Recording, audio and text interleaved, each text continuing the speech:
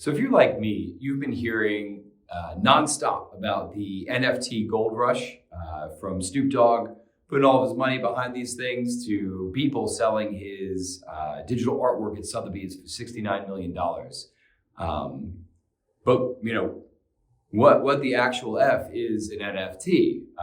So we've spent a lot of time kind of digging into this, thinking about what it means and what it's for and where it's going. So the basis of it, an NFT is a certificate of authenticity, kind of like in the same way when you were collecting all those Beanie Babies. You had that certificate that said this is in fact actually a real Beanie Baby. The difference here is that this certificate of authenticity isn't for a physical good.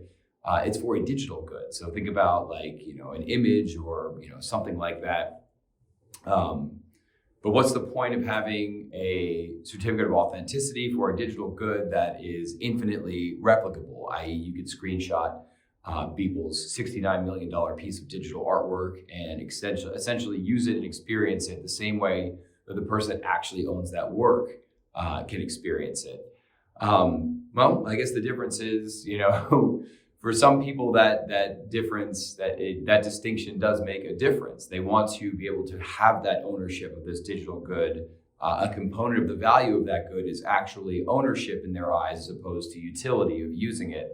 I think a good way to think about this is as we move increasingly to these digital spaces, NFTs are a way to basically create the scarcity-based economy that exists in the real world and reproduce it in these digital spaces. So if this kind of becomes the business model as more and more of these digital spaces crop up, think about like the metaverse, Roblox, so on and so forth, it's reasonable to think that as these environments evolve, essentially there will be digital rights management encoded into the spaces where you could see something like you wouldn't be able to actually just screenshot a digital good and then use it on your own unless you have the express rights from the individual who actually owns the digital good. You can see how that'd be really in their benefit to produce that sort of protection as they build out these spaces, specifically if that's how they're going to monetize them. So think of this like a shift, from Facebook being an ad-based model to Meta being maybe something that's a little bit more digital rights, transactional, owned. So it looks a little bit more like our real world economy, but stapled on top of, what's essentially a limitless space.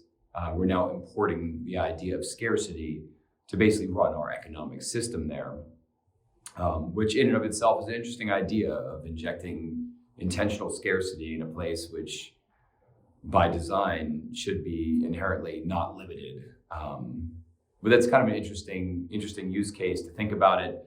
But a lot of this stuff, is changing hands frequently. There's a lot of hype around it. So, like how these are being priced is a little unclear. An exercise that I like to kind of describe about how I think in a normal world things should be priced.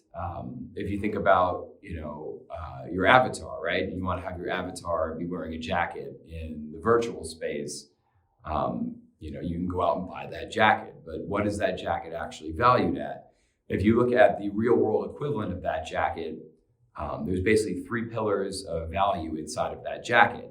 It keeps you warm, like it feels good when you wear it, and you look good when you wear it, right? Those are kind of the 3 places where you decide whether or not you want to purchase that jacket, right? So just for exercise, let's say it's a $100 jacket and we equally weight all 3 of those pillars, right? So $33 of value goes to keeping you warm, $33 of value goes to how good it feels when you wear it, $33 of value goes to how it makes you look.